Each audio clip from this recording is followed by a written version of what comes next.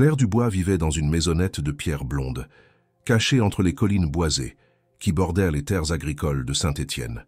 À 27 ans, ses mains étaient déjà marquées par les saisons, sa peau tannée par le vent et le soleil, et ses yeux, d'un vert profond, portèrent la fatigue de ceux qui ont trop perdu trop tôt.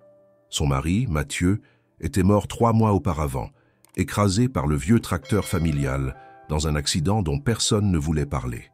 Depuis ce jour, le silence s'était installé dans la maison, entre les cris du vent et les pleurs discrets de Louis, leur fils nouveau-né. Louis n'avait que quelques semaines lorsque Claire se retrouva seule, sans terre propre à cultiver, sans famille proche, et avec les dettes d'un mari qui avait rêvé plus qu'il n'avait possédé. Le village, bien qu'attaché à ses traditions, regardait Claire avec une distance polie. Une veuve si jeune, avec un bébé, éveillait la compassion mais aussi les murmures. Elle refusa l'aumône de la mairie, déclina l'aide encombrante de la paroisse et chercha un travail. C'est ainsi qu'elle entendit parler de la maison Moreau, une ancienne propriété viticole qui offrait du travail saisonnier pendant les vendanges. Le domaine, situé à une dizaine de kilomètres, appartenait à une vieille famille, respectée mais distante. On disait qu'Étienne Moreau, le propriétaire, ne se montrait jamais, laissant les contremaîtres gérer les affaires. Personne ne connaissait vraiment l'homme derrière les murs de pierre du manoir, mais on parlait de son exigence, de sa froideur et de sa fortune. Malgré ses hésitations, Claire accepta le poste. Elle n'avait pas le luxe de refuser. Mais vint le dilemme. Que faire de Louis? Aucun voisin ne pouvait le garder. Laisser un nourrisson seul n'était pas envisageable. N'ayant pas d'alternative, elle emballa le bébé dans un tissu épais, le coucha dans un panier en osier doublé de couverture et le porta contre elle, espérant qu'on ne la renverrait pas sur le champ. Elle arriva au domaine Moreau un peu avant 7 heures du matin. La brume couvrait encore les rangées de vignes et l'air sentait l'herbe mouillée. Un contremaître, un homme massif au visage fermé, l'accueillit d'un regard sceptique. « Tu es la nouvelle ? Claire Dubois, c'est ça ?» Elle hocha la tête, serrant Louis contre elle. « Eh oh, c'est quoi ça, ton fils ? Je n'avais personne pour le garder. Il ne gênera pas, je vous le promets. Je travaillerai dur. » Il la regarda longuement, puis haussa les épaules. « Ce n'est pas à moi d'en décider. Tu restes dans le hangar pour commencer. T'en fais pas remarquer. » Le hangar sentait le mou et le bois humide. On y triait les grappes, les mains allant vite, les conversations basses, entrecoupées de rires et de soupirs. Claire installa Louis dans un coin sombre, dans son panier, et s'attela à la tâche. Les autres ouvriers lui jetèrent des regards curieux, parfois désapprobateurs. Une femme, avec une blouse tachée de jus de raisin, murmura à une autre « On embauche des mères maintenant ? Quelle idée ?» Claire ne répondit pas. Elle coupa, tria, empila, les bras engourdis par l'effort. À plusieurs reprises, elle alla vérifier que Louis dormait encore. Quand il se réveilla en pleurant, elle le prit contre elle, l'allait rapidement, discrètement, à l'abri des regards. Personne ne dit mot, mais elle sentait les murmures dans son dos. À la fin de la matinée, alors que le soleil perçait enfin la brume et réchauffait doucement les toits de tuiles du domaine, Claire s'accorda un instant de répit.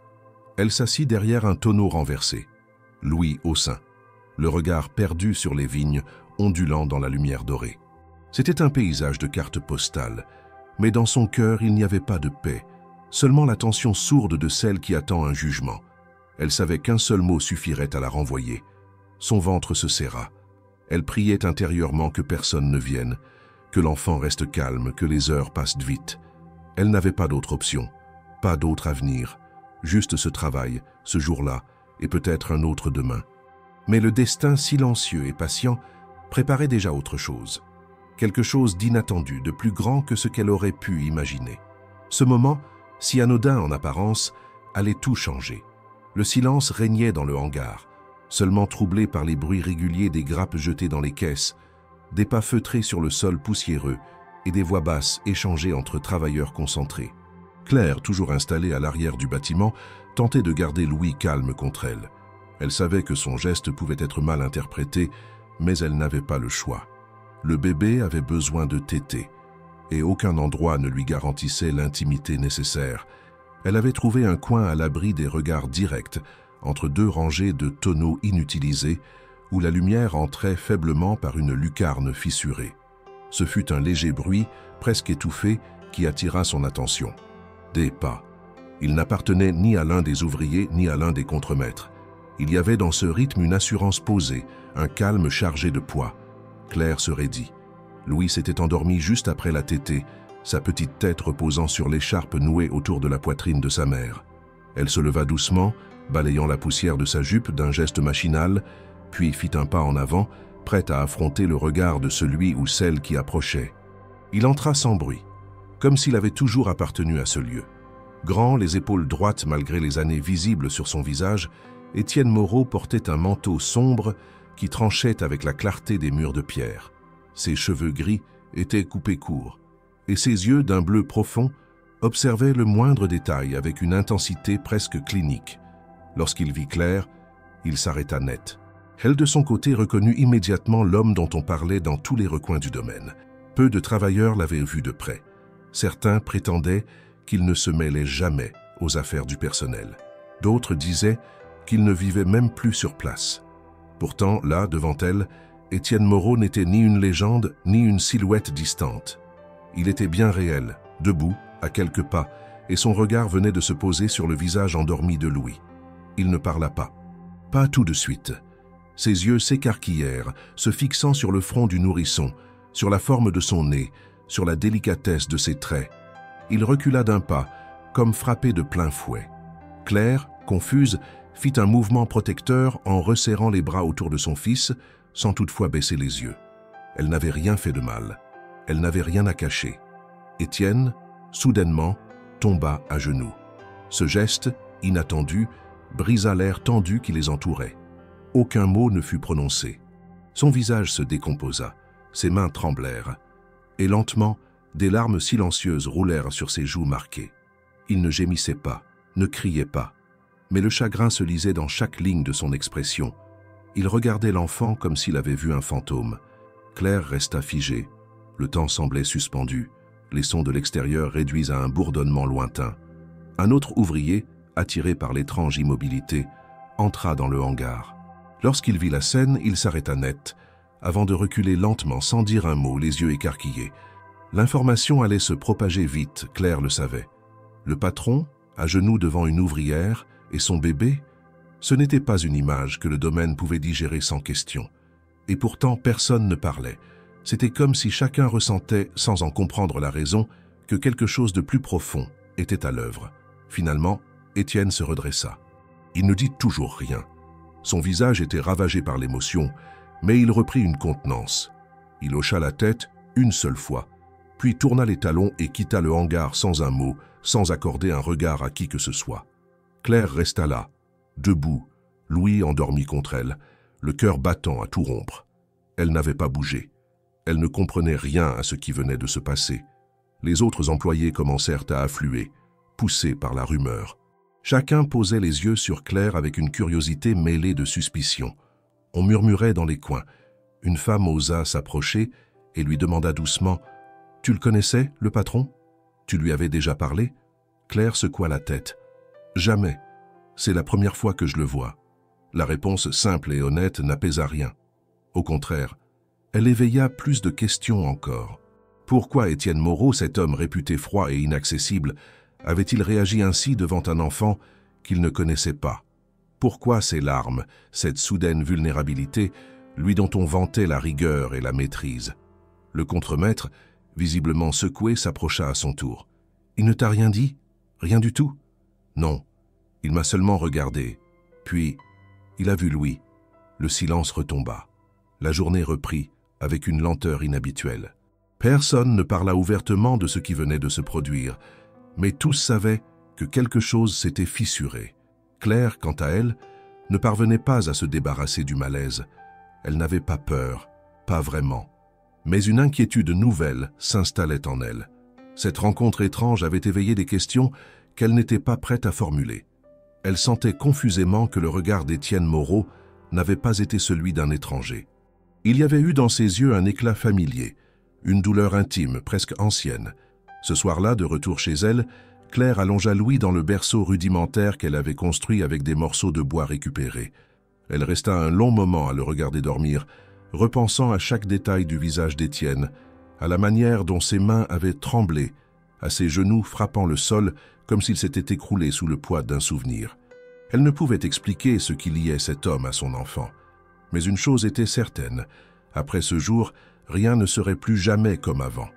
Les jours qui suivirent, cette scène imprévisible, s'écoulèrent dans un climat étrange, comme si un voile invisible s'était déposé sur le domaine. Le nom d'Étienne Moreau, autrefois murmuré avec respect ou appréhension, revint dans toutes les bouches, mais toujours à voix basse, lesté par la prudence. Ceux qui l'avaient vu ce matin-là, effondré devant le bébé de Claire, ne savaient comment interpréter ce moment de vulnérabilité. D'autres, n'ayant entendu que des récits déformés, s'autorisaient à spéculer avec une certaine témérité, mélangeant ragots et hypothèses hasardeuses. Pourtant, personne ne put nier ce qui se produisit ensuite. Étienne, habituellement omniprésent dans l'ombre de la gestion du domaine, devint soudainement presque invisible. Ses rendez-vous avec les fournisseurs furent annulés. Les réunions de gestion furent reportées sans explication. Même ses promenades matinales dans les vignes cessèrent. Le personnel administratif, tout comme les ouvriers, nota la même chose.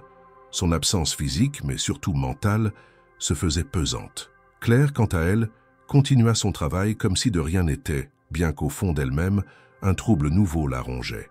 Elle ne comprenait toujours pas pourquoi son fils avait provoqué une telle réaction. Elle n'avait jamais croisé Étienne auparavant. Il ne connaissait rien d'elle, et encore moins de Louis.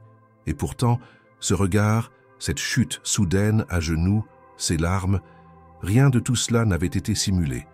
Il y avait eu dans ce moment une authenticité qui laissait peu de place au doute.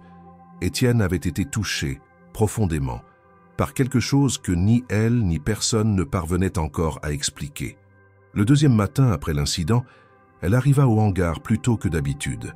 Louis dormait encore, emmitouflé dans sa couverture.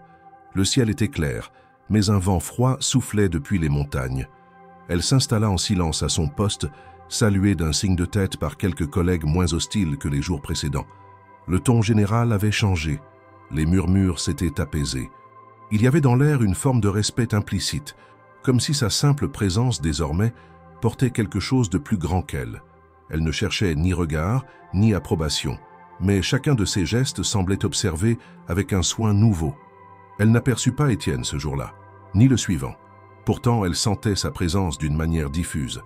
Elle avait entendu qu'il restait enfermé dans le bureau central de la maison principale, qu'il avait refusé de déjeuner avec ses associés, et que même Madame Lefebvre, sa fidèle gouvernante, n'osait plus lui adresser la parole sans être appelée. Un silence lourd semblait s'être installé entre lui et le reste du domaine, un retrait presque total, mais qui n'était pas un abandon. Il était là, mais ailleurs. Au 4e jour, une rumeur circula. Étienne avait demandé qu'on lui remette les fiches du personnel saisonnier. Personne ne savait pourquoi. Certains pensèrent à un licenciement, d'autres à une vérification administrative. Claire sentit son cœur se serrer, sans pouvoir expliquer pourquoi. Elle se demanda s'il comptait la renvoyer. Peut-être avait-il regretté sa réaction. Peut-être considérait-il désormais sa présence comme un risque, un rappel dérangeant d'un passé qu'il voulait enterrer. L'angoisse monta lentement en elle, et la nuit suivante, elle dormit à peine. Mais le lendemain, rien ne changea. Pas un mot, pas une convocation, pas un regard. Étienne Moreau semblait avoir disparu, mais son ombre, elle, planait sur chacun des gestes du personnel. Même les contremaîtres adoptaient un ton plus bas, plus hésitant. Le domaine, d'ordinaire si réglé, vivait dans une attente muette. Une semaine après la scène du hangar, Claire reçut un message par l'un des intendants. Elle devait livrer une caisse de raisins au manoir, à la demande expresse du propriétaire.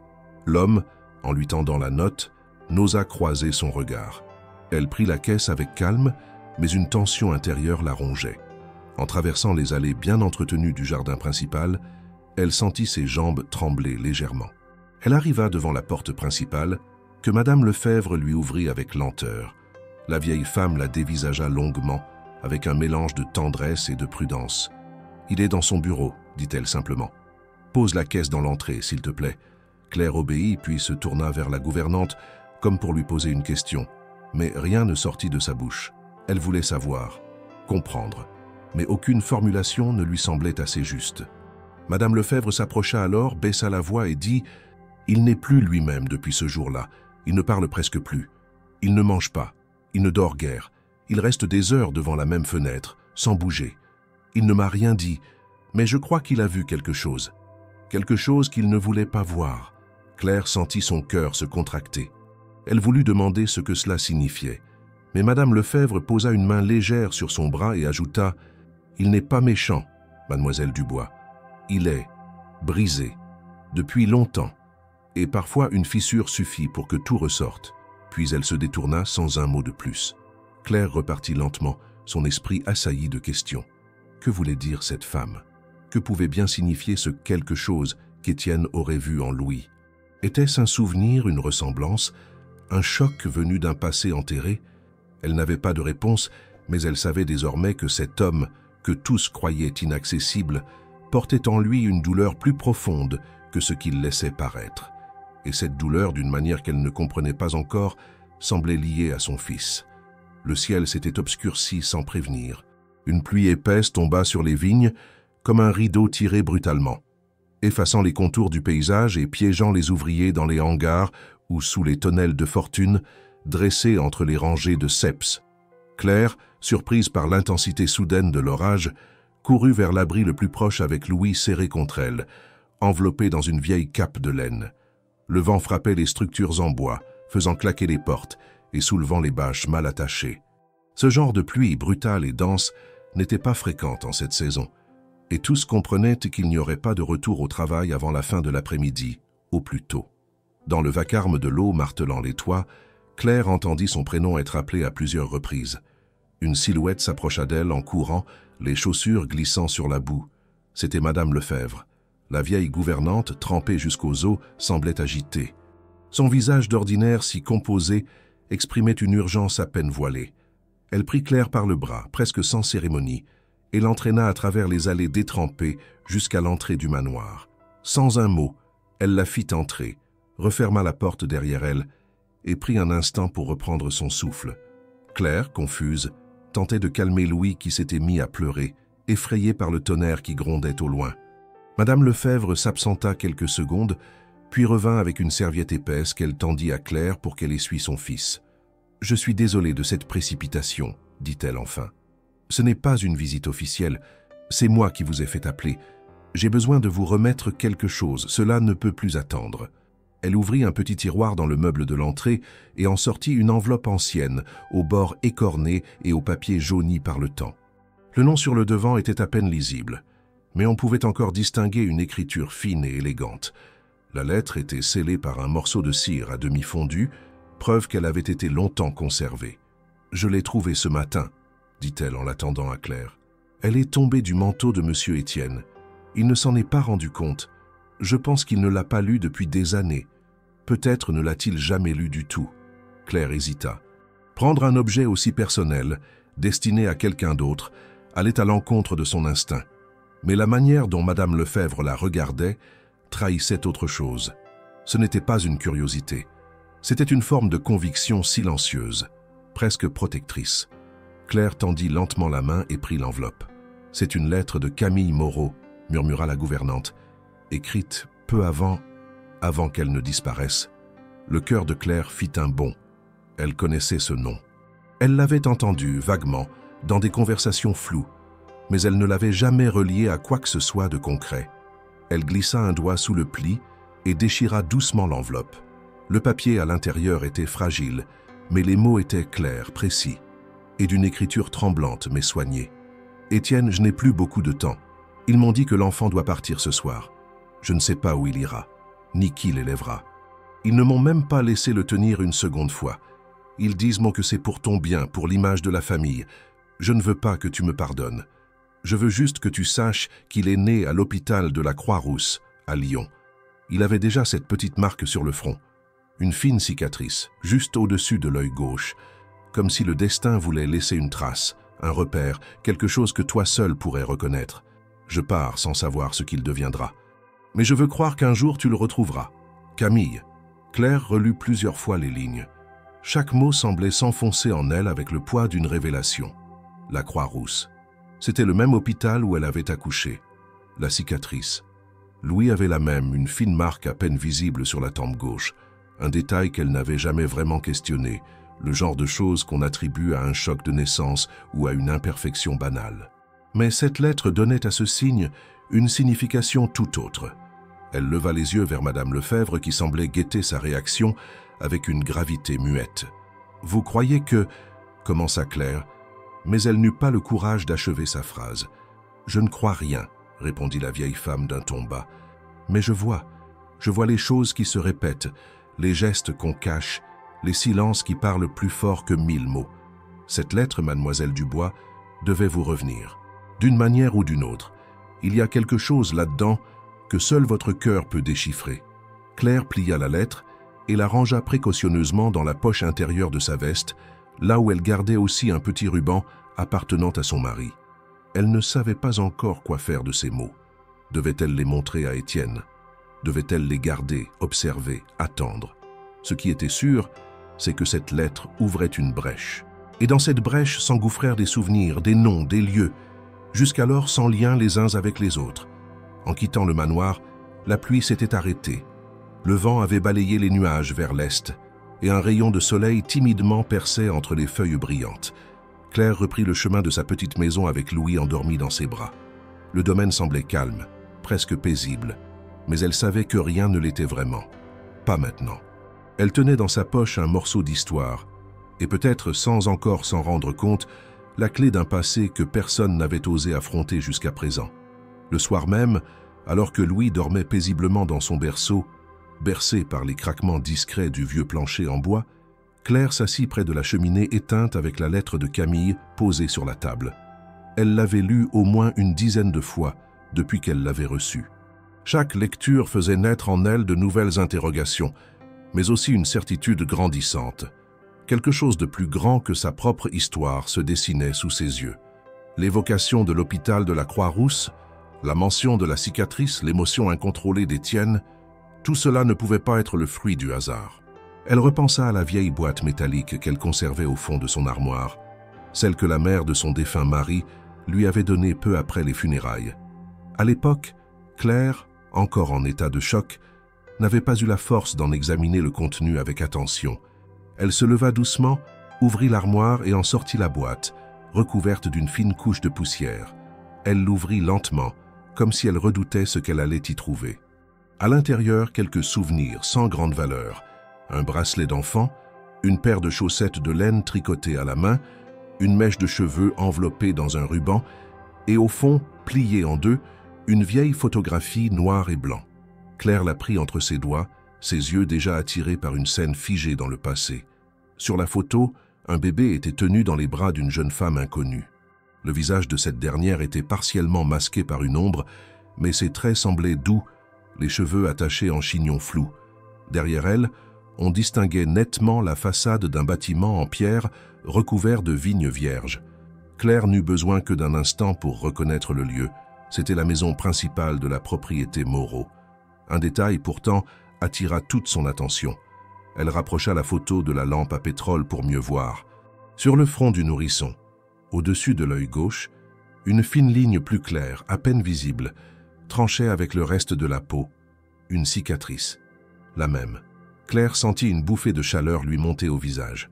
Elle tourna la photo, espérant y trouver une date, un nom, n'importe quelle information, mais rien. Le revers était vierge. La photo avait été volontairement déchirée sur un côté. Une main avait arraché quelque chose, ou plutôt quelqu'un, qui se tenait à la droite de la femme. Une silhouette manquait, ce qui laissait deviner que l'image originale avait peut-être montré une scène plus complète, un groupe ou une famille. Pourquoi cette déchirure?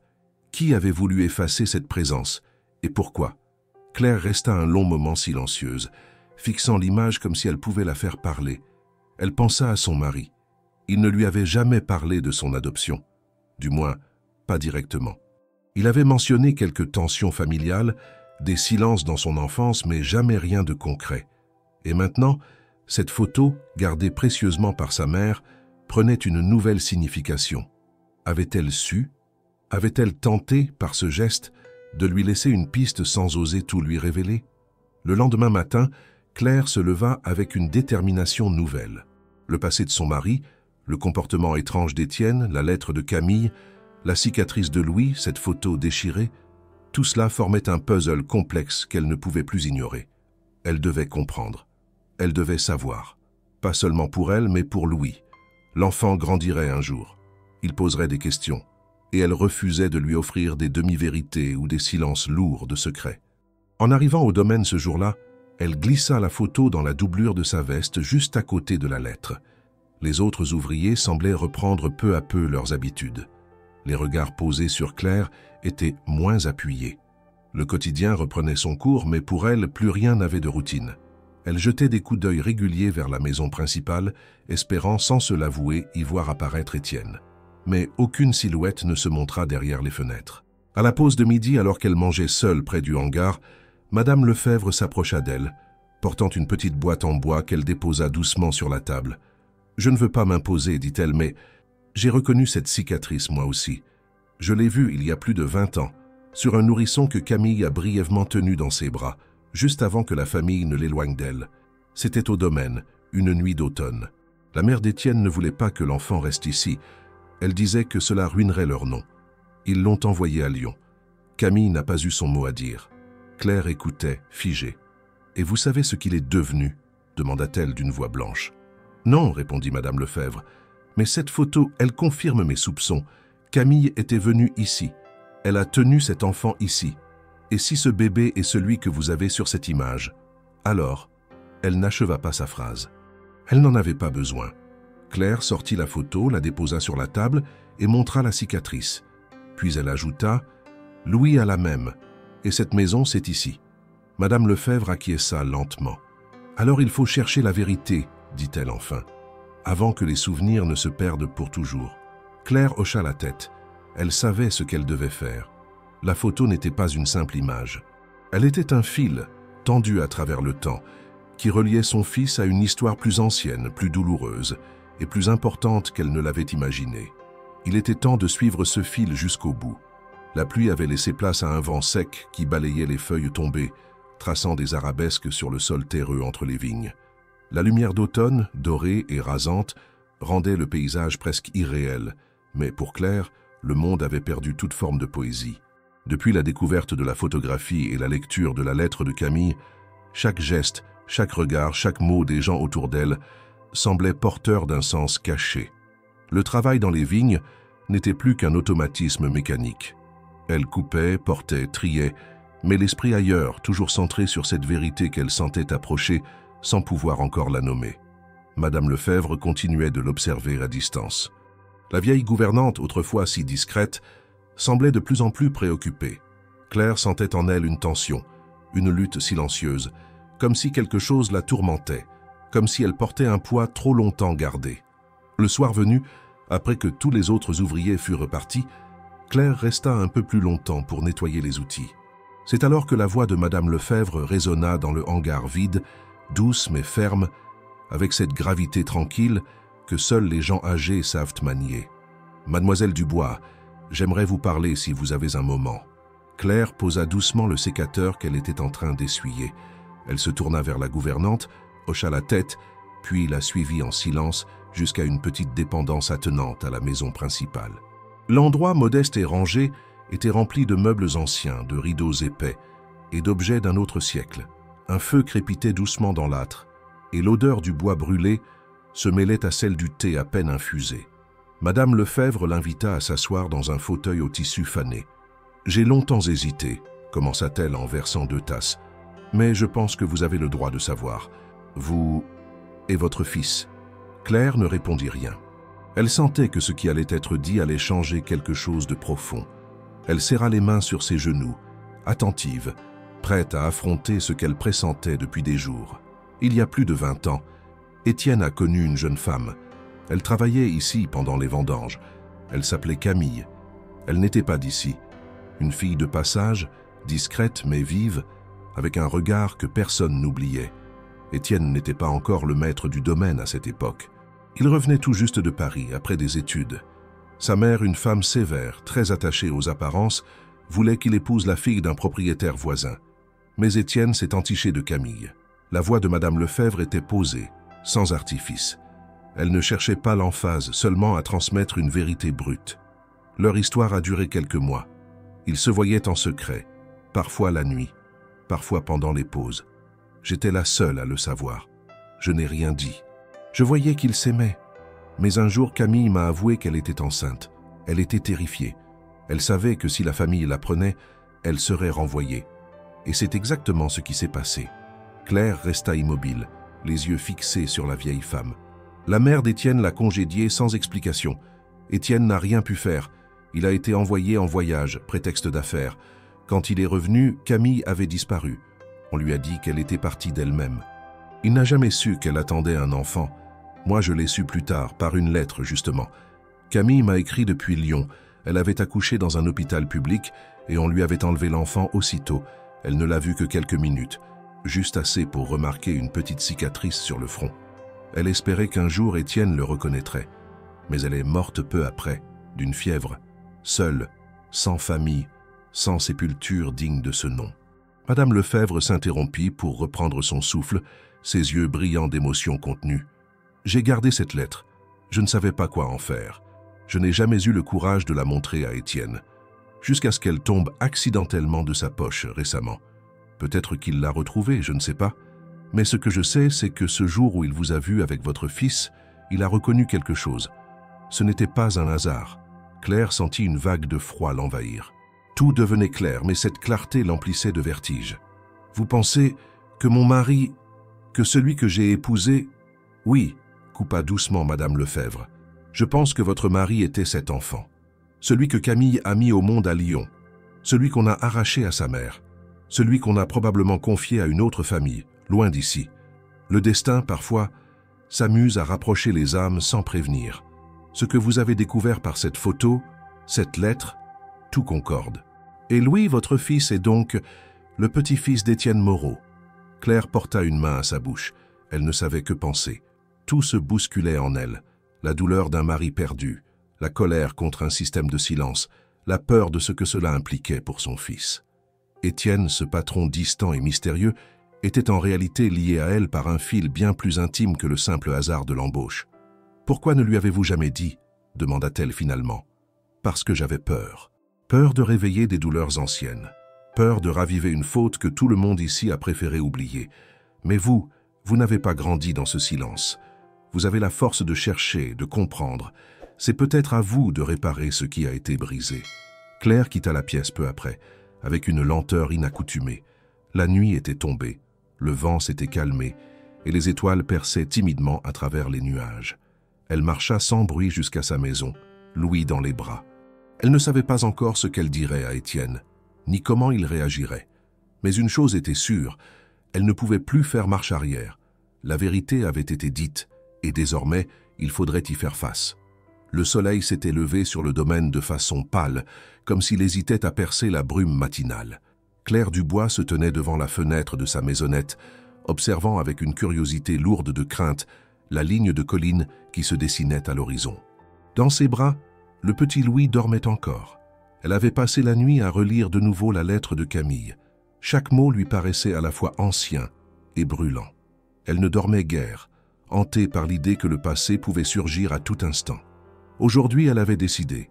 Elle quitterait le domaine pour se rendre à Lyon, fouiller les archives, retrouver des traces de cette femme, de cet enfant, de ce nom que même sa mémoire avait oublié.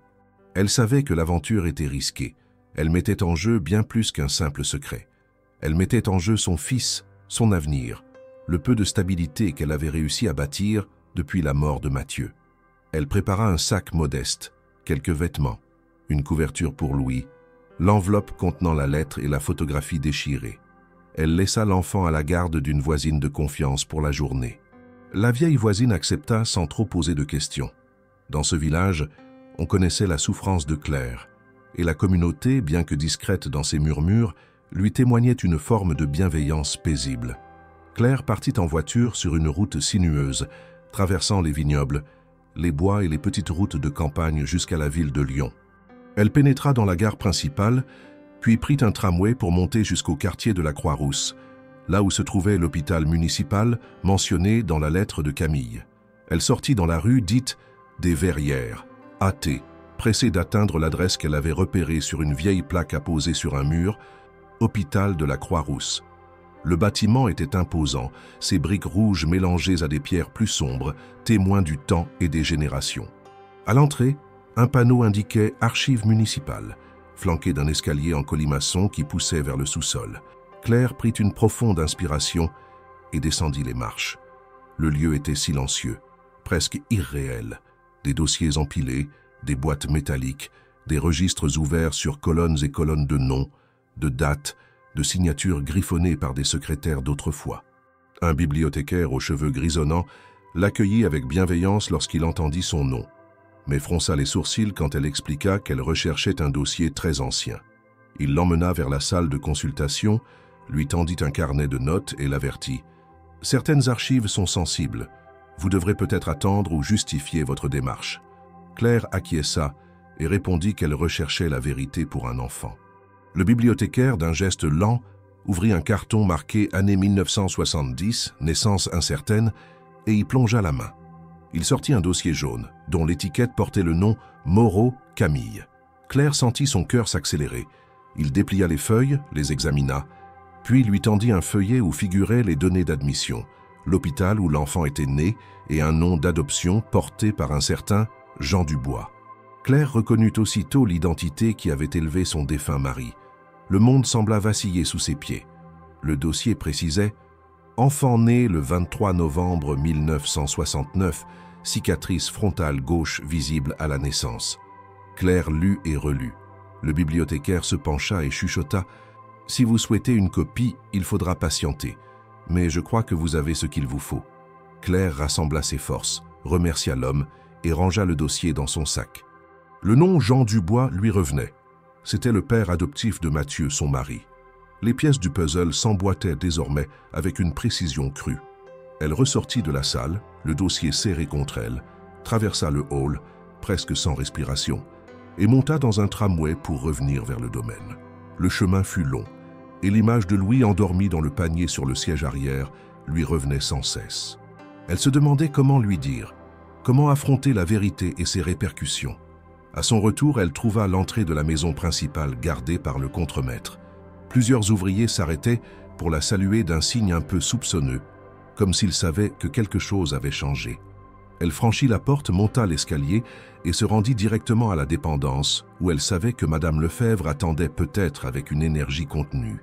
La vieille gouvernante la regarda et sans mot acquiesça. Claire posa le dossier sur la table, ouvrit la page et montra à Madame Lefebvre ce qu'elle venait de découvrir.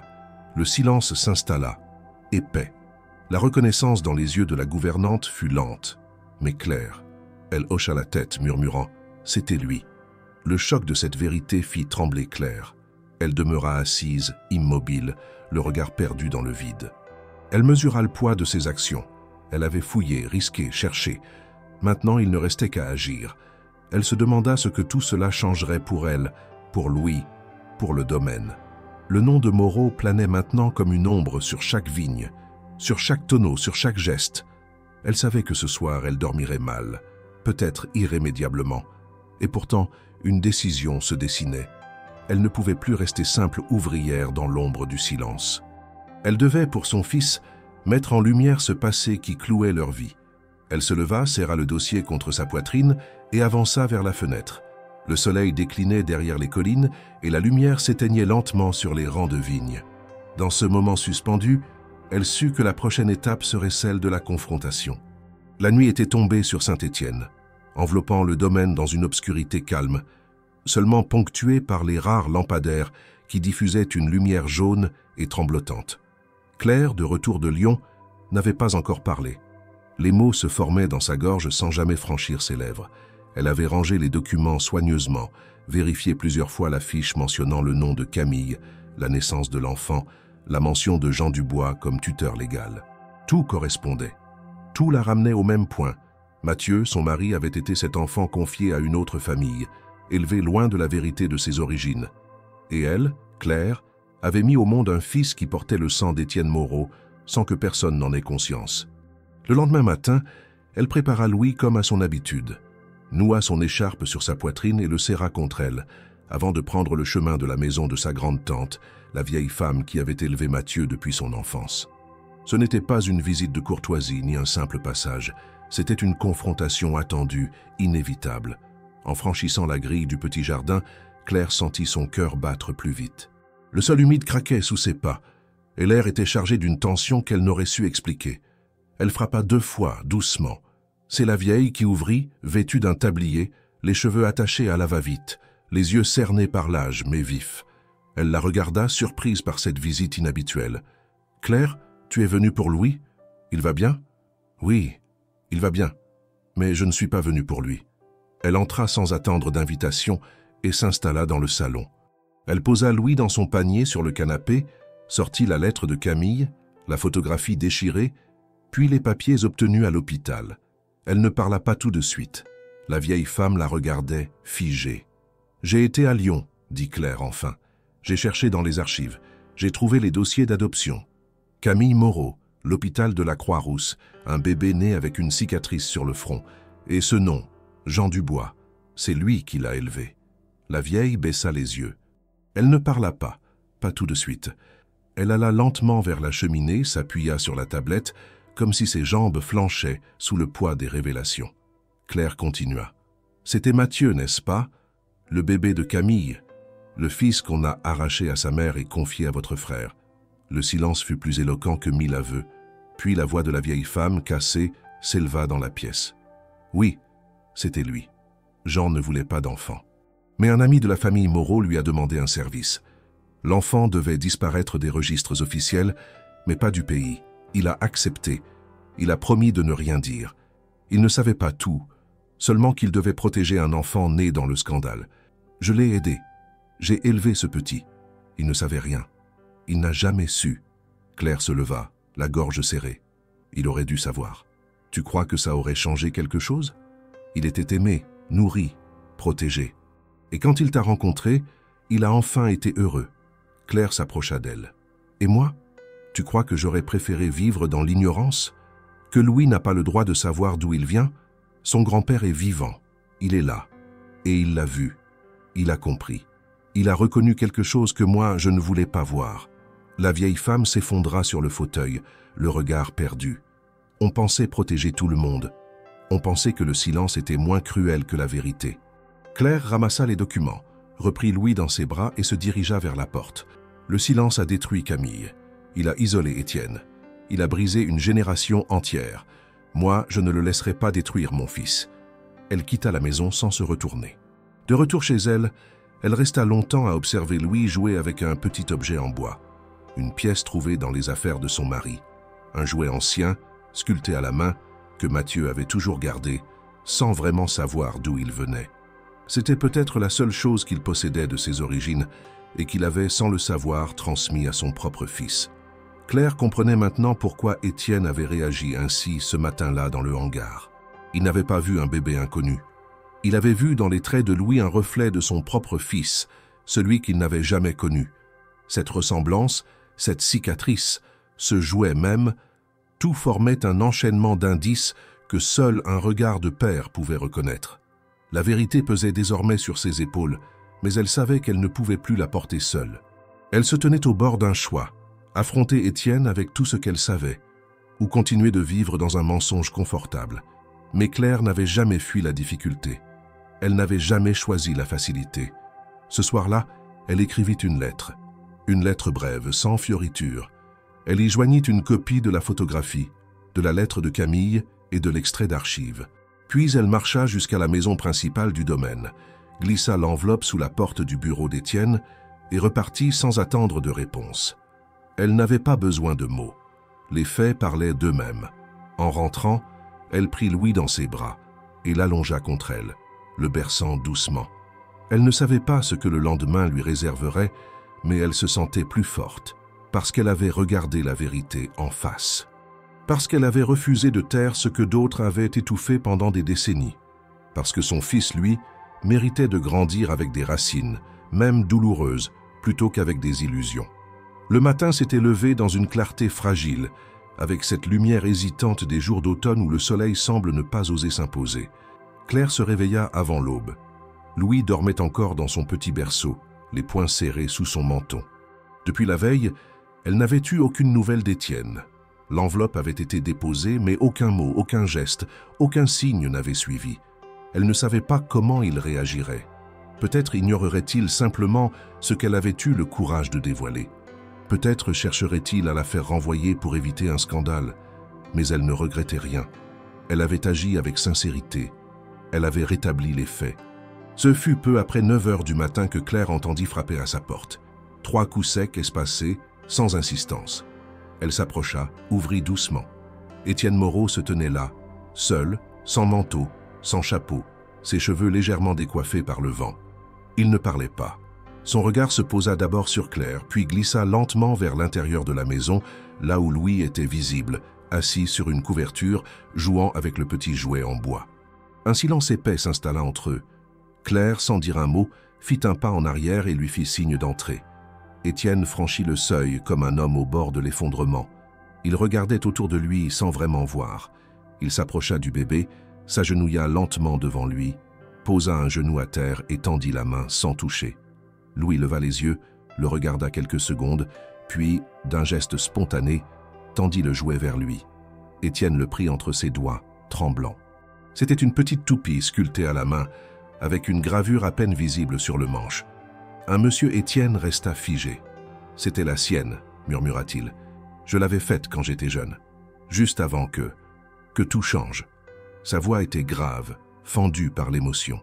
Il releva lentement les yeux vers Claire. Il l'a gardée, toute sa vie. Il ne savait pas d'où elle venait, n'est-ce pas? Claire secoua la tête. Il disait que c'était un vieux jouet trouvé dans une boîte. Il aimait le regarder tourner. Il disait qu'il ne savait pas pourquoi, mais ça le calmait. Étienne serra le jouet dans sa main, puis le reposa doucement sur la couverture. Il s'assit, les jambes repliées, les bras autour des genoux. Il regardait Louis comme s'il observait quelque chose de précieux, d'irréel. « Je n'ai pas eu le courage, dit-il après un moment.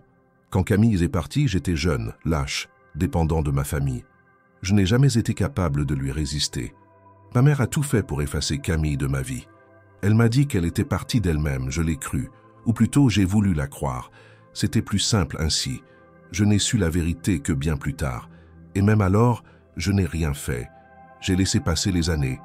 Je me suis réfugié dans le travail, dans les chiffres, dans les bouteilles.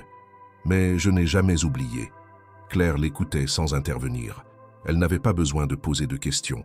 Chaque mot de l'homme confirmait ce qu'elle avait déjà compris. « Quand je vous ai vu ce jour-là avec votre fils, c'était comme si le passé revenait me frapper en plein visage. J'ai vu ses yeux, ses traits et cette cicatrice. C'était lui. C'était mon fils dans le visage de votre enfant. Et j'ai su. Sans doute. Sans preuve. J'ai su. » Il prit une longue inspiration, se redressa, puis croisa enfin le regard de Claire. « Je ne veux pas bouleverser votre vie. Je ne veux pas m'imposer. Mais je suis là.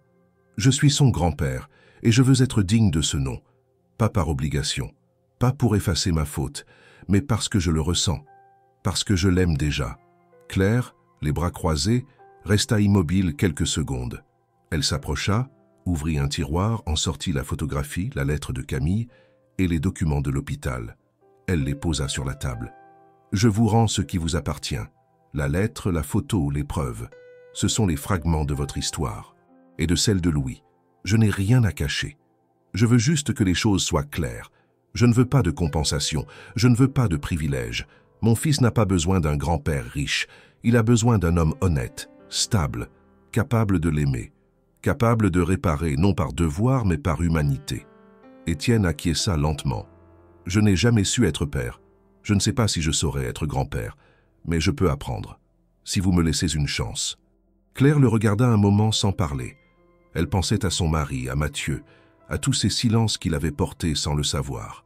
Elle pensait à Camille, morte seule, à Lyon, sans avoir pu nommer son enfant. Elle pensa à son fils, là, qui jouait avec innocence, sans se douter des drames tissés avant sa naissance. « Vous pouvez commencer simplement, » dit-elle. « Samedi matin, je dois travailler tôt. Si vous le souhaitez, vous pouvez venir ici, le garder un moment. Lui lire une histoire. Le promener dans les vignes. Rien d'extraordinaire, juste être là. » Étienne parut surpris, presque déstabilisé. Il hocha la tête. « Tous les samedis matins. Je viendrai. » Claire tendit la main. Il la serra. Une poignée ferme, humaine. Claire savait que ce geste ne réparait pas les années perdues, mais c'était un commencement. Un pas vers quelque chose de différent, quelque chose de vrai. Lorsqu'Étienne repartit, le silence retomba dans la maison. Mais ce n'était plus un silence pesant. C'était une respiration nouvelle, un équilibre fragile. Claire s'assit près de Louis qui babillait en regardant tourner sa toupie. Elle posa une main sur sa tête, puis ferma les yeux. La vérité avait éclaté, et malgré la douleur, malgré les blessures, un chemin s'ouvrait enfin devant eux. Le samedi arriva, et avec lui cette lumière franche de l'automne qui révélait chaque détail du paysage, des murs écaillés du domaine aux vignes qui roussaient lentement. Claire s'était levée tôt. Louis babillait déjà dans son berceau quand elle l'habilla d'un pull de laine tricoté par la vieille voisine, puis lui donna un biberon. Le calme de la maison était trompeur. Elle savait que cette journée porterait en elle une confrontation nécessaire, celle qui devait avoir lieu entre deux générations, entre le passé longtemps étouffé et un présent prêt à le regarder en face. À 8 heures précises, un coup discret à la porte rompit le silence. Claire ouvrit. Étienne se tenait là, vêtu simplement, tenant dans sa main un petit livre d'images. Il sourit à Louis, puis salua Claire d'un hochement de tête. Sans mots superflus, il entra et s'installa sur la grande couverture étalée au sol. Louis, intrigué, s'approcha aussitôt. Et Étienne, sans forcer, commença à tourner les pages du livre, pointant du doigt les animaux dessinés, nommant les sons, imitant les cris. Le petit éclata de rire en entendant le cri du cochon. Claire observa cette scène depuis la cuisine, une main posée sur la table, le regard absorbé. 1 heure passa ainsi, puis une autre. Elle prit une décision. « Je dois partir un moment, dit-elle. Continuez. Il vous écoute. » Elle s'éclipsa, traversa la cour, longea les vignes jusqu'à la maison principale. Là, elle entra par la porte arrière, gravit l'escalier qui menait au bureau d'Étienne. Ce dernier n'y était pas. Elle s'assit dans le fauteuil en cuir, près de la fenêtre, et attendit. Elle voulait que cette discussion ait lieu sur son territoire à lui, là où pendant des années, il avait dirigé sans jamais être remis en question. Quand Étienne rentra, il fut surpris de la trouver là. Il referma doucement la porte et resta debout, face à elle. « Vous m'attendiez ?»« Oui, il est temps que nous parlions. Pas de Camille, pas de Louis, pas même de Mathieu, de vous. » Il ne bougea pas. Claire reprit. « Vous avez vécu dans le silence, dans le déni. Vous avez laissé votre famille effacer votre fils. Puis vous avez laissé le temps le recouvrir comme la poussière sur ce bureau. Mais maintenant vous savez, et vous êtes en face de la seule personne qui peut vous demander des comptes sans vouloir vous nuire. » Il la regardait avec attention. Il ne tentait pas d'interrompre. « Vous avez été lâche. Vous ne l'avez pas cherché. Vous avez accepté l'absence comme une habitude. Et aujourd'hui, vous arrivez avec vos remords, espérant peut-être une forme de rédemption. Mais ce n'est pas à moi de vous la donner, ni à Louis. » Étienne se laissa tomber dans le fauteuil en face d'elle. Il passa une main sur son visage. Claire poursuivit. « Je vous laisse entrer dans la vie de mon fils. Pas pour combler un vide, pas pour soulager votre conscience. Je vous laisse faire partie de son quotidien à une condition, que vous soyez là, que vous ne fuyiez pas. Que vous acceptiez de répondre un jour à ces questions. » Étienne leva lentement les yeux vers elle. « Je ne sais pas si j'en suis capable. Alors apprenez, vous ne pourrez pas réparer ce que Camille a vécu. Vous ne pourrez pas revenir en arrière. Mais vous pouvez éviter que Louis grandisse avec les mêmes silences. Il ne doit pas devenir un adulte qui cherche des réponses dans des papiers jaunis. » Étienne se redressa légèrement. « Je vous ai lu, Claire, la lettre, le dossier, la photo, tout. Et je n'ai pas dormi depuis. J'ai revu chaque moment, chaque décision, et j'ai compris à quel point j'ai été faible. Je ne veux plus l'être. » Claire se leva, s'approcha de la fenêtre et regarda les vignes. « Ce domaine, vous l'avez fait prospérer. Mais à quel prix? Vous y avez sacrifié ce que vous aviez de plus vivant, Camille, votre fils. Et aujourd'hui, la vie vous offre une chance, pas de réparer, mais de continuer, de transmettre autre chose. » Elle se retourna. Louis n'a besoin ni d'un patron ni d'un homme d'affaires. Il a besoin d'un repère, d'un homme qui sait se mettre à genoux pour jouer, d'un homme qui reconnaît ses erreurs et reste quand même. Étienne hocha la tête. « Je resterai. » Claire ne répondit pas. Elle sortit du bureau, laissant Étienne seul avec ses pensées. Quand elle revint à la maison, Louis dormait profondément sur la couverture, une main tenant encore la toupie sculptée. Étienne l'avait couché là, couvert d'une petite couverture. La pièce était en ordre, paisible. Elle s'assit à côté du berceau, caressa doucement les cheveux de son fils, puis leva les yeux vers la fenêtre. Le ciel était clair, sans nuages. Elle pensa à tout ce qu'ils avaient à traverser, au mensonge, au poids du silence, à la douleur de la vérité, mais aussi à ce moment simple, réel. Un homme assis sur un tapis, lisant un livre à un enfant qui riait. C'était peu, mais c'était beaucoup, parce que dans ce geste, il y avait la promesse d'une présence. Et parfois, c'est tout ce dont un enfant a besoin. Les jours passèrent, et le samedi devint un rendez-vous attendu. Étienne, ponctuel, se présentait à la porte de Claire chaque matin avec un objet différent. Un livre, un petit instrument de musique, une boîte remplie de pierres colorées. Louis, qui d'abord le regardait avec curiosité, commença peu à peu à l'accueillir avec des sourires, puis des rires, puis enfin des gestes tendres. Claire observait, sans intervenir, ses débuts de relation. Il ne s'agissait pas d'un remplacement, ni d'un effacement du passé. Il s'agissait de construire quelque chose de simple et réel à partir d'un passé lourd et abîmé. Mais cette proximité nouvelle, bien qu'encourageante, éveillait aussi en elle des doutes. Un matin, alors qu'elle récoltait les dernières grappes avec d'autres saisonniers, Claire fut appelée par le contremaître. Il lui remit une enveloppe scellée portant le sceau du domaine Moreau. Elle l'ouvrit à l'ombre d'un arbre. C'était une proposition officielle. Étienne lui offrait un logement plus grand, rénové, situé dans l'une des anciennes dépendances du domaine, ainsi qu'un contrat de travail à durée indéterminée avec un salaire supérieur. Elle aurait également droit à une aide pour la garde de Louis et un accès libre aux installations du domaine.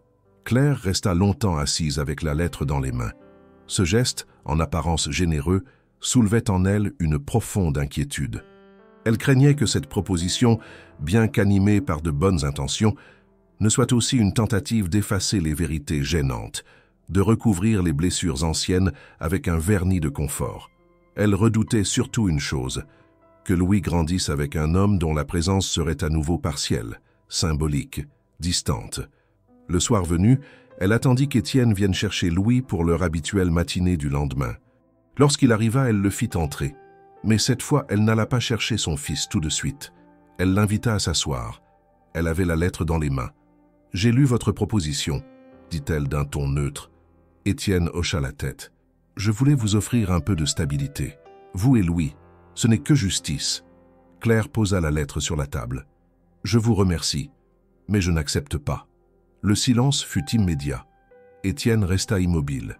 Claire poursuivit. « Ce que vous proposez est peut-être généreux, mais ce n'est pas ce dont nous avons besoin. Louis n'a pas besoin d'un domaine. Il n'a pas besoin de vivre dans le confort d'une vérité à moitié intégrée. Il a besoin d'un homme, ici, présent, engagé, pas de cadeau, pas de compensation. Ce que je vous demande, ce n'est pas un logement ni un contrat, c'est du temps, de l'implication, de la régularité. » Étienne baissa les yeux. Il semblait comprendre. « Je pensais bien faire, dit-il simplement. Je sais. Mais vous avez été absent toute une vie, vous ne pouvez pas compenser cela par un acte administratif. Vous m'avez demandé de vous laisser une chance. Je vous l'ai donnée, mais c'est vous qui devez la remplir. Et cela ne passera pas par l'argent, cela passera par les moments partagés, par les gestes quotidiens. Louis ne saura jamais combien vaut ce domaine, mais il saura combien vous êtes capable d'être là quand il aura besoin de vous. » Étienne se redressa lentement. « Que voulez-vous que je fasse ? Soyez là, mais pas en tant que grand-père occasionnel. Apprenez à le connaître, à l'aimer pour ce qu'il est. Et surtout, ne soyez pas un homme que l'on croise uniquement lors des moments choisis. Je ne veux pas de visite protocolaire, je veux de la présence, du concret. Soyez son référent, pas son mécène. » Il la regarda longuement. « Vous êtes plus forte que je ne l'ai jamais été. Ce n'est pas de la force, c'est de la nécessité. Quand on élève un enfant seul, on ne peut pas se permettre de rêver. Il faut agir, choisir. Et moi, je choisis pour lui. » Étienne se leva. Il hocha la tête. « Très bien, je viendrai samedi matin. Non pas en tant qu'homme de pouvoir, mais en tant que simple homme, si vous me l'autorisez. » Claire acquiesça. « C'est tout ce que je vous demande. » Il partit sans ajouter un mot. Le samedi suivant, il arriva de nouveau à l'heure, mais cette fois sans rien en main. Il n'apporta ni livre, ni jouet, ni promesse, juste lui-même. Et cette simplicité-là, Claire la comprit comme un début sincère. Dans les jours qui suivirent, Claire refusa les propositions d'emménagement. Elle resta dans sa modeste maison, préférant préserver son indépendance et son rythme. Elle continua de travailler dans les vignes, renforçant peu à peu sa place dans l'équipe. Les autres ouvriers, qui avaient longtemps gardé leur distance, commencèrent à l'inclure dans les conversations, à lui poser des questions, à la saluer avec chaleur. Le domaine, lentement, semblait changer. Pas dans ses structures, mais dans son atmosphère. Une autre forme de respect s'installait. Plus humaine, moins hiérarchique. Claire n'en était pas l'unique cause, mais sa détermination, son refus des compromis faciles, avaient marqué les esprits. Elle n'était plus seulement la jeune veuve avec un enfant.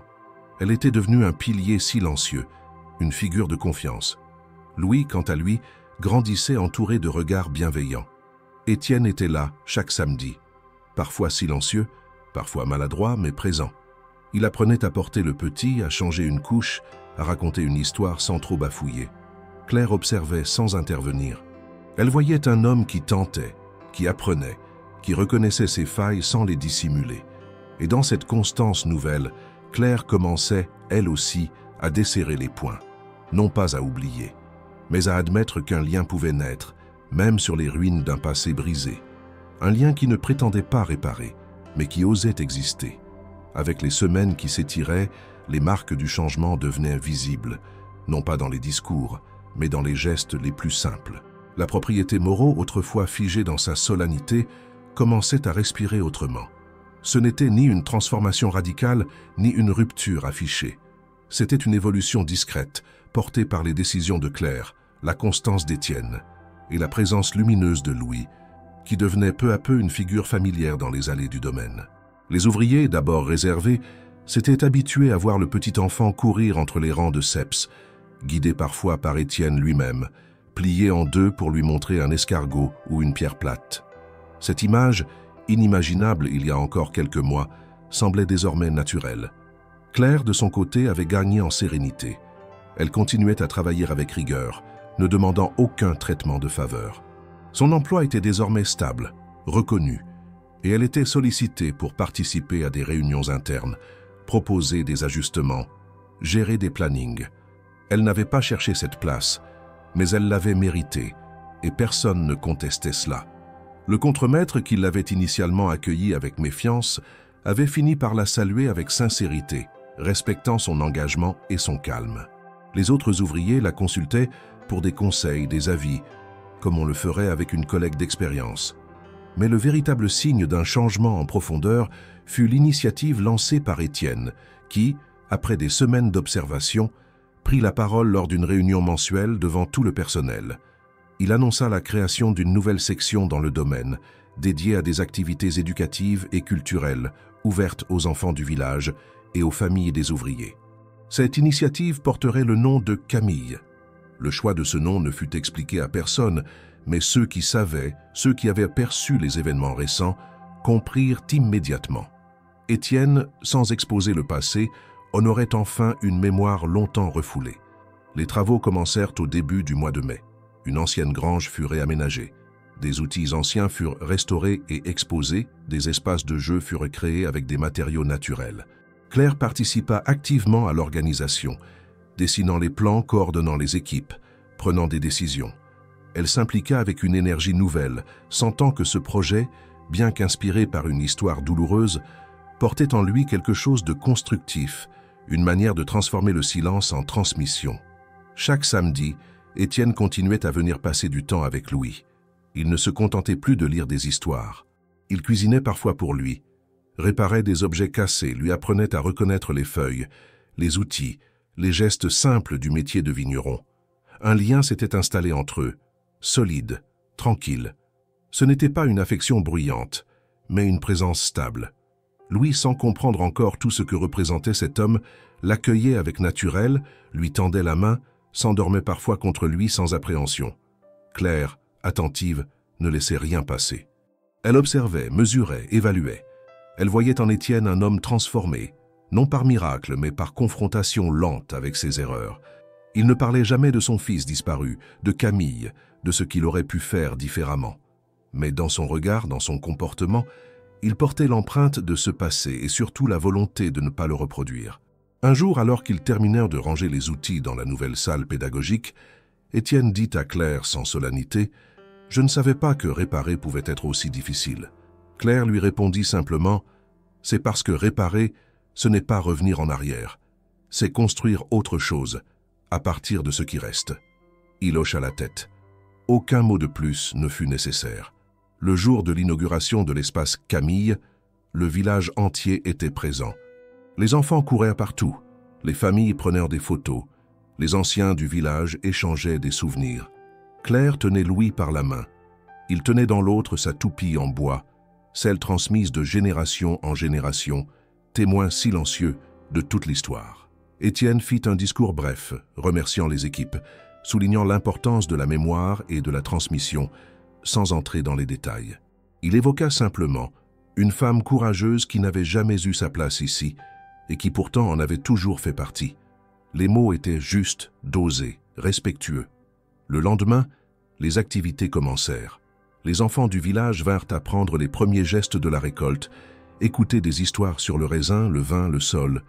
Louis, trop jeune encore pour tout comprendre, regardait, écoutait, imitait. Il grandissait entouré de bienveillance, d'attention, de simplicité. Il ne vivait pas dans le luxe, mais dans une forme de stabilité précieuse, faite de visages familiers, de mains tendues, de gestes répétés avec douceur.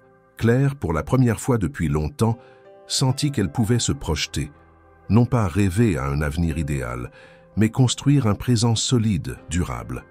Elle ne pensait plus en termes de survie, mais d'équilibre. Le domaine, avec ses murs épais, ses rangs de ceps, ses pierres anciennes, était devenu autre chose qu'un lieu de travail. C'était désormais un lieu de vie. Elle savait que tout ne serait jamais parfait. Le passé ne s'efface pas. Les absents ne reviennent pas. Les erreurs commises laissent des traces. Mais elle savait aussi que tout ce qui était fait maintenant, chaque geste, chaque choix, portait une intention nouvelle. Et cela suffisait pour croire que, malgré les pertes, il était encore possible d'honorer la vie. En cette fin d'après-midi d'automne, l'air portait cette odeur caractéristique de terre humide et de feuilles tombées, une fragrance douce amère propre aux vendanges qui s'achèvent. Les rangs de vignes s'étiraient sous la lumière dorée, et la colline, paisible, semblait veiller sur le domaine Moreau comme un témoin silencieux des mois écoulés. Claire, assise sur le vieux banc en bois installé près de l'ancien pressoir, observait Louis qui jouait à quelques mètres d'elle, ses petites mains manipulant avec attention la toupie de bois sculptée. Étienne était accroupi à côté de lui montrant comment lancer l'objet pour qu'il tourne plus longtemps. La toupie vacillait puis s'élançait, rapide, dessinant des cercles parfaits sur les dalles de pierre. Claire restait immobile, les yeux fixés sur cette scène. Il n'y avait rien d'extraordinaire dans ce moment. Rien qui, pour un regard extérieur, justifie une attention particulière. Et pourtant, dans cette banalité apparente, se concentrait tout ce qu'elle avait espéré depuis des mois. Un instant de calme, de cohérence, de lien vrai entre deux êtres que la vie n'avait jamais prévu de réunir. Louis riait en voyant la toupie ralentir, puis tomber. Étienne en ramassait une autre, plus petite, qu'il avait fabriquée lui-même les jours précédents dans l'atelier du domaine. Il lui montra comment la tenir entre le pouce et l'index, comment donner l'impulsion. L'enfant l'imita, maladroitement d'abord, puis de manière plus assurée. Il s'agissait de gestes simples, de ceux que l'on oublie souvent, mais qui façonnent les souvenirs les plus solides. À quelques pas, Claire sentait en elle un mélange complexe de soulagement, de gratitude discrète et d'une forme de tristesse douce. Pas la tristesse amère, mais celle, plus mature, qui reconnaît que toute histoire, même la plus douloureuse, peut contenir des instants de paix. Étienne se redressa, épousseta ses genoux et s'approcha de Claire. Il s'assit à côté d'elle, sans rien dire d'abord. Tous deux regardèrent Louis continuer à jouer, imperturbable, concentré sur ses toupies. « Il a votre détermination, dit finalement Étienne. Quand il veut apprendre quelque chose, il ne lâche rien. »« Il tient ça de son père, » répondit Claire sans détour. Mathieu avait ce trait-là, il ne laissait jamais une chose inachevée. Étienne acquiesça lentement. Il n'avait jamais osé prononcer le nom de son fils défunt à voix haute en présence de Claire. Ce moment marquait une nouvelle étape. « Je n'ai pas connu mon fils, » murmura-t-il. « Pas comme j'aurais dû, et je n'aurai jamais cette chance. Mais je peux connaître son fils. Pas pour le remplacer, mais pour lui rendre un peu de ce que je lui ai volé, même sans le vouloir. Claire tourna la tête vers lui. Vous ne pouvez pas réparer ce qui a été détruit, mais vous pouvez construire autre chose, quelque chose de solide, pas sur la culpabilité, mais sur la présence, sur la sincérité. Il hocha la tête. Il savait qu'elle avait raison. Le soleil commençait à descendre derrière les collines, projetant des ombres allongées sur la terre fraîchement labourée. Des silhouettes se dessinaient au loin. Quelques ouvriers regagnaient leur maison. Un tracteur rentrait lentement au hangar. Les cris d'enfants résonnaient près du verger.